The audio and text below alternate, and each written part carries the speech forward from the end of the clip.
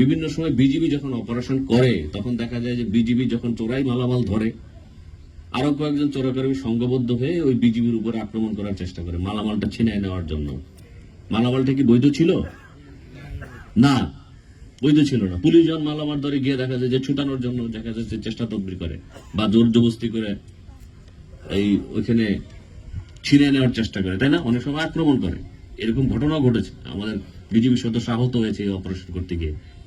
তখন এই রিসেন্টলি যেটা আমরা দেখতে পাচ্ছি, এলাকাবাসী কিন্তু আগায় আসছে। ওটা কোন এলাকায় হলো যেন?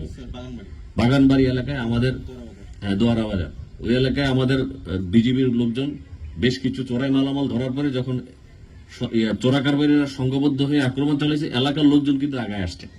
আগায় এসে চোরা কারবারিকে তখন ধরার চেষ্টা করছে, তখন তারা পালায় চলে গেছে। এই জিনিসটা সব এলাকায় আমাদের দরকার, তাই না?